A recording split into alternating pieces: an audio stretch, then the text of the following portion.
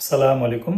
একটি নবজাতক শিশুর বয়স 14 দিন হয়ে যাওয়ার পরেও যদি বাচ্চার জন্ডিস দিনের পর দিন বাড়তে থাকে, বাচ্চার পায়খানা যদি হলুদ না হয়, অর্থাৎ পায়খানা যদি কম হলুদাভ মনে হয়, তাহলে দেরি না করে সাথে সাথে সে বাচ্চাকে একজন শিশুরোগ বিশেষজ্ঞের কাছে নিয়ে যেতে হবে। এর কারণ হচ্ছে বাচ্চাদের একটা রোগ আছে, এই রোগের নাম হচ্ছে বিলিয়ারি অ্যাট্রেসিয়া।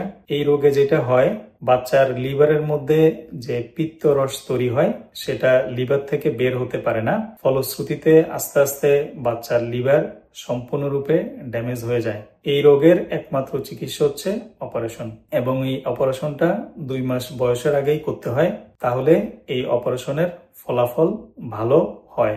যদি কোনো মা বাবা এই রোগটা বুঝতে দেরি করে ফেলে, দেরিতে ডাক্তারের কাছে যায়, তাহলে আর কিছুই করার থাকে না, এবং এই রোগে আক্রান্ত বাচ্চারা সাধারণত 2 বছর বয়সের আগেই লিভার ফেইলিউর হয়ে মৃত্যুবরণ করে। সুতরাং যে সমস্ত মা বাবারা আজকে আমার এই ভিডিওটি দেখছেন, আপনারা আবার মনোযোগ দিয়ে খেয়াল করুন।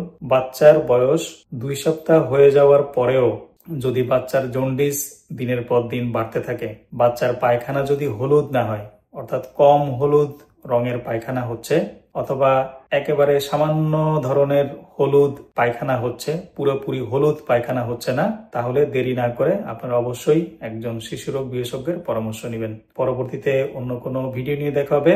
আল্লাহ হাফেজ।